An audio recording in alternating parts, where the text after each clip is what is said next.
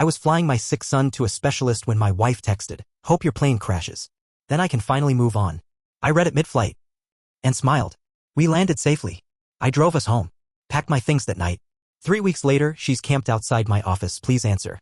He was asleep when the message came in. My son, 7 years old. Skin so pale you could see the blue of his veins through it. He had an oxygen line clipped under his nose, one arm curled around his stuffed bear, the other resting on my forearm. I hadn't moved in 2 hours, too scared to wake him. We were flying to Boston. Some last hope immunotherapy trial. His 3rd round of chemo had failed. His bone marrow was barely holding. The doctors at home said, "You've got nothing left here. You go or you give up." So we went. Just the two of us. 35,000 feet in the dark. Cabin lights dimmed. Engine hum in my skull like a low fever. I hadn't slept in 48 hours. Then my phone buzzed. I almost didn't look. Figured it was one of the hospital apps updating test results. Or my sister. Or nothing. But habit is habit. Thumbed the screen. One message. From my wife. "Hope your plane crashes. Then I can finally move on." No, haha. No drunk typo. No second message to follow it up. Just that. I stared at the words. For what felt like a full minute. And then I smiled. Not because I found it funny. Not because I was numb. Because I finally understood. It wasn't the stress. It wasn't grief. It wasn't coping badly like everyone had kept telling me. It was her. Always had been. Let me back up. 3 years ago when our son was diagnosed, she broke. I don't mean in the way most people would. I mean in a way that made the hair stand up on your arms. She checked out. First, it was little things. Skipping appointments. Too tired to visit the hospital. Getting headaches during meetings with the oncology team. Then bigger things. Going on girls' weekends while he was in ICU. Complaining that the house smelled like medicine. Yelling when I moved his medical supplies into the living room so I could manage overnight feeds. By year 2, I was doing everything: care, meds, insurance, cleaning, work. And she was somewhere else. Then came the credit card bills. Unknown charges. Bars. Hotels.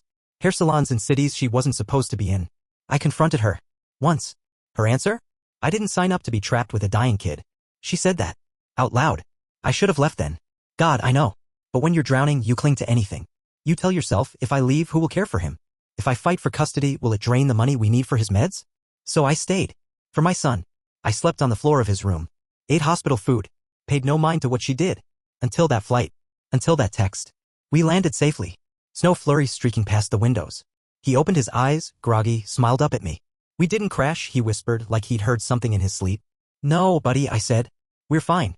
After the appointment, after the bad news, trial full, no slots, after the long silent drive back, I unpacked him into his bed. Watched him breathe, shallow and even. Then I packed my own bag. Laptop. Files. Birth certificate. His medical records. The only photo album that mattered. I called my sister. Told her. She said, "Finally." By morning, we were gone. 3 weeks now. We're living at my sister's. Small spare room. Air mattress. He loves it, calls it camping. And my wife? She burned through the narrative fast. Posted on Facebook, "My husband abandoned us in our darkest hour. Tried to rally friends. Few bought it. Too many knew the cracks." She showed up at my sister's twice.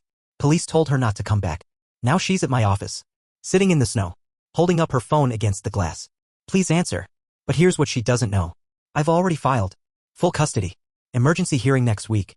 Screenshots of every message. Bank statements. Witness statements from the hospice nurses who overheard her. And her text? The one from the plane? That's at the top of the stack. Because this isn't about her anymore. It's about him. About peace. About giving what's left of his life something better than a house full of poison. Edit 1. For those asking, yes, my lawyer has everything. Edit 2. He's hanging in. Weak, but smiling today. We watched Wall-E together this morning. Edit 3. I won't open the door to her. I won't answer. She had years to be a mother. She chose her path. Update 1. 3 weeks after the plane text. 2 days after she camped outside my office. Everything's changed again. So, you wanted an update. Buckle in. It's darker than I thought it'd get. The day after I posted my original story, she was still out there. Office parking lot. Crouched next to her car. Hoodie pulled tight, face blotchy. The snow had started up again. Slushy and wet, sticking to the corners of the glass. She'd been there 5 hours. I know because the building manager texted me security cam timestamps. At 4 p.m. she finally left. Or so I thought. That night, around 1:30 a.m. my phone buzzed. Not a call. Not a text. A PayPal alert. $8,000 charge attempt. Blocked. My stomach went cold. I logged in. Multiple failed login attempts.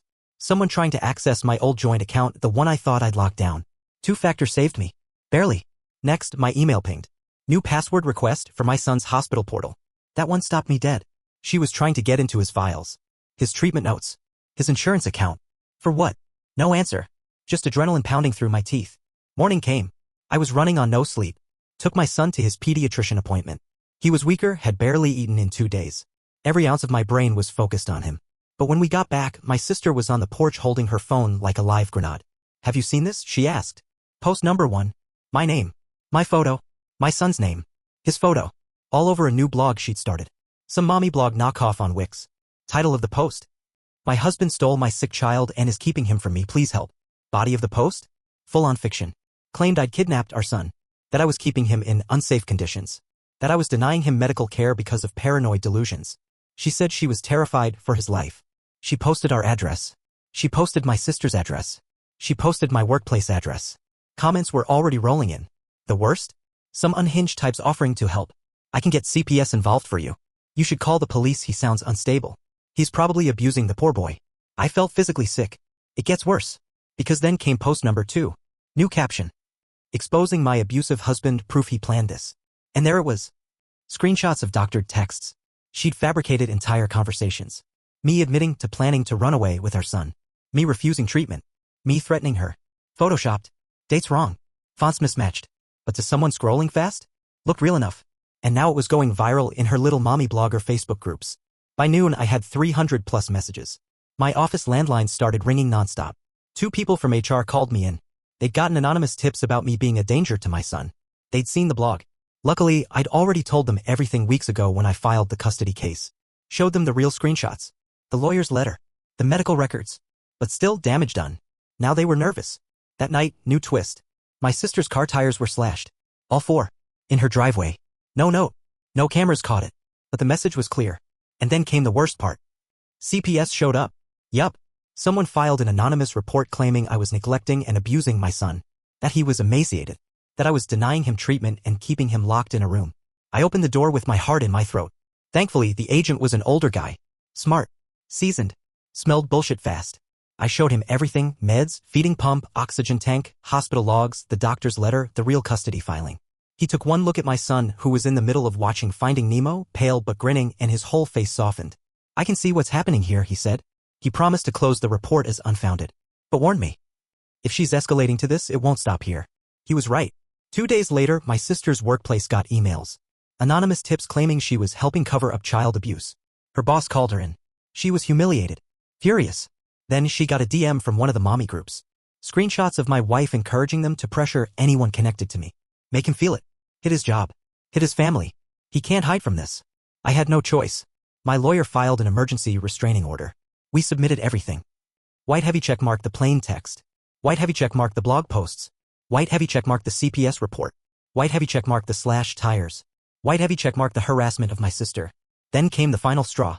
She tried to pick him up from school. My son goes to a special ed day program now between treatments. Small. Secure. She showed up with a fake letter claiming I'd given her permission. Thank God the school staff knew better. They called me and refused to release him. When I got there, she was screaming in the parking lot. Calling me a kidnapper. Calling the staff complicit in abuse. Cops were called. They issued a warning. She left barely. And now? Next week is the emergency custody hearing. Full no-contact motion filed. Restraining order pending. Her blog? Taken down. Wix pulled it after my lawyer sent a DMCA and legal threat. But the screenshots live forever. And her? She's still spiraling. Last night, she left a voice message at 3 a.m. You think you can erase me? You can't. He's my son. You'll be sorry. They'll all see. Voice was slurred. Crying. You know what's wild? Through all this, my son just keeps fighting. Still smiles when I read to him. Still asks about planes. Still calls my sister's spare room our adventure house. He doesn't know the full war outside the walls. And he won't because that's my job now. Final note. I used to think you could save people. Now I know some people choose the fire. And you have to let them burn. Edit 1. Lawyer says next hearing is critical. If the judge grants full emergency custody plus restraining order, we lock it down. Edit 2. Yes, police have a report on the tire slashing. No direct proof it was her yet. But with the rest of the pattern? It fits. Edit 3. My son had a good day today. We made paper airplanes. He laughed. That's what matters. Update 2. 1 week after the emergency hearing. What happened in court? How she escalated. Why I haven't slept in 3 days. Court was last Friday. I didn't breathe for most of it. The hearing was set for 9:30 a.m. I got there at 7. Couldn't risk her pulling any last-second stunt. My lawyer warned me expect fireworks. She showed up late. Of course. And looking off. Not the mascara-streaked mess from my office. Not the parking lot screamer. She came in dressed like a grieving widow. Black dress. Black heels. String of fake pearls. Hairpin back. Holding a printed photo of our son like some tragic prop. And with her? A new lawyer. High-dollar shark from a firm way above what she should have been able to afford. How? No idea. Someone's bankrolling her. My gut says it's the guy she's been seeing. Proceedings opened. Judge, a no-nonsense older woman, looked exhausted from the jump.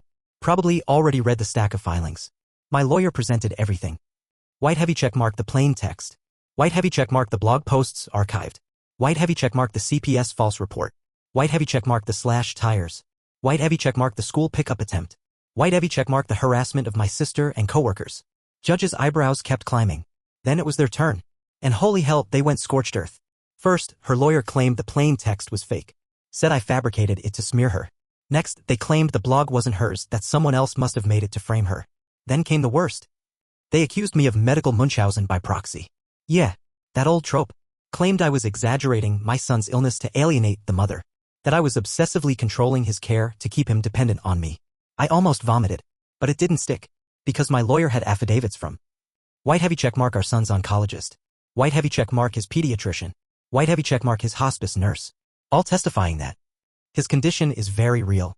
His treatment plan is medically necessary. I've followed it perfectly. The mother has been absent and disengaged from care. Judge didn't look impressed with her side. Then my lawyer played the voicemail from last week. You think you can erase me? You can't.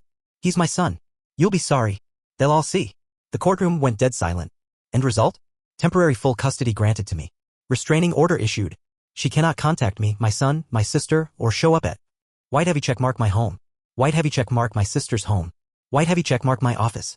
White heavy checkmark my son's school or medical facilities. It should have felt like victory. But it didn't. Because after the hearing, things got worse. First, my sister's car was keyed. Deep gouges. Words scratched in. Thief. Then, her mailbox was smashed. Next, I got an anonymous email from a burner account.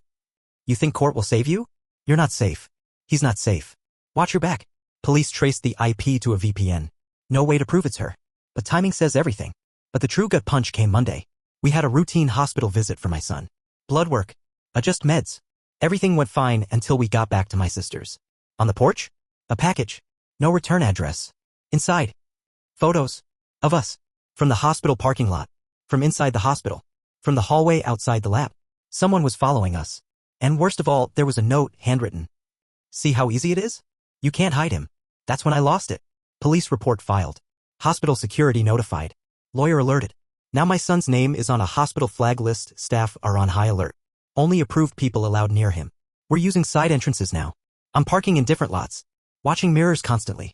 Meanwhile, she's still spiraling online. Even though her blog was taken down, she's now using sock puppet Facebook accounts.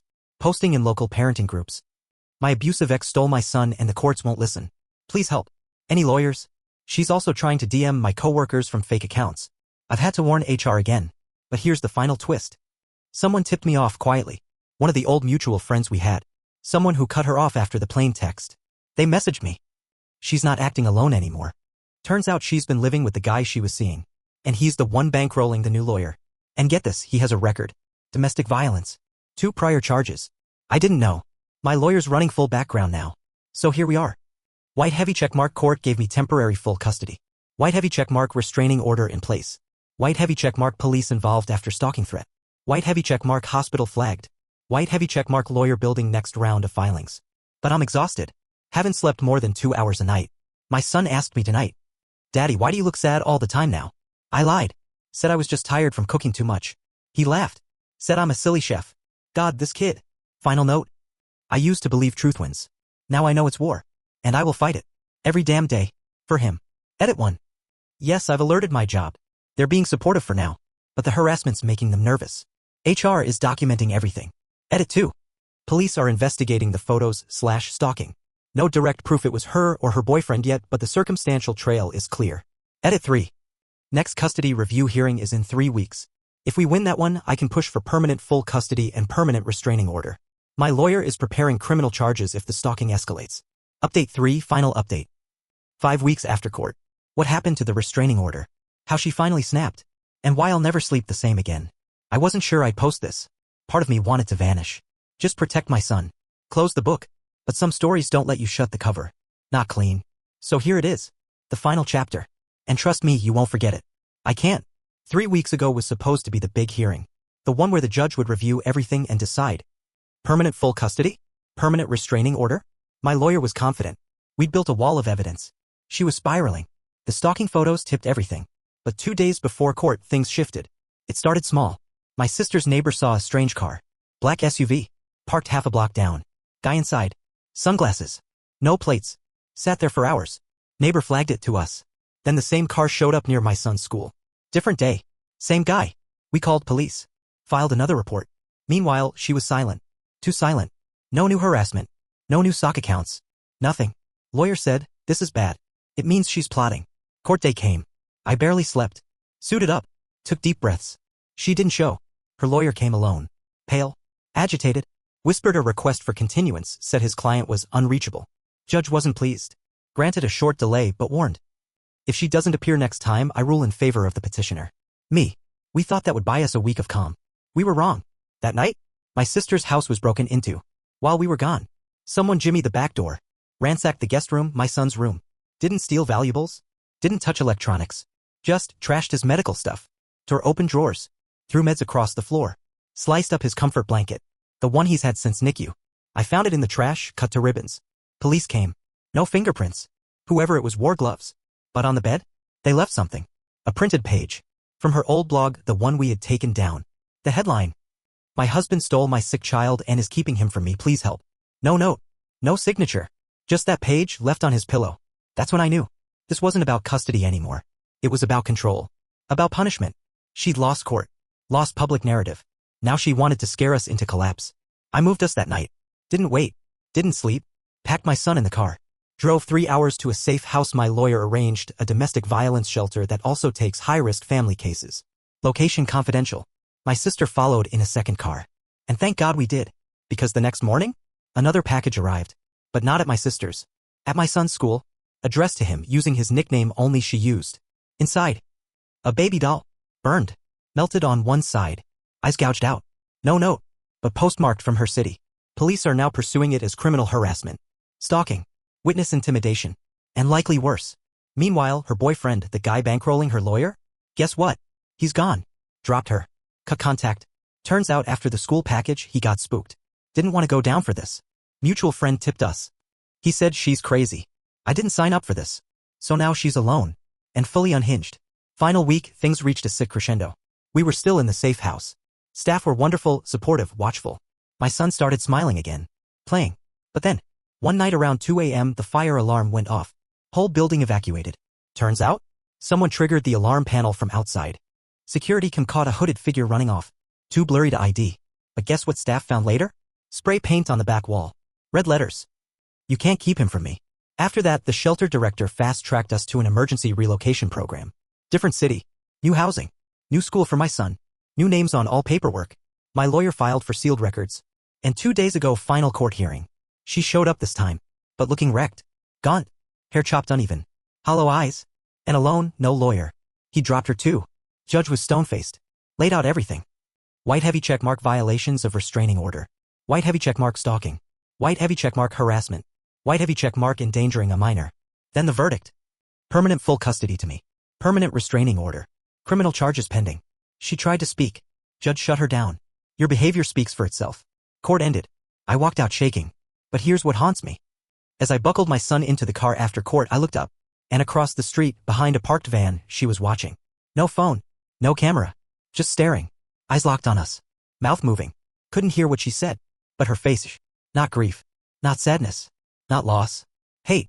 Pure. Animal. Endless. We drove. Fast. Took back roads. Watched mirrors. Got to the new safe location. For now we're okay. But I'll never forget that look. Because it wasn't over. Not in her mind. It never will be. So that's it. Final update. No peace. No happy ending. Just survival. One day. One breath. One laugh with my son at a time. Edit 1.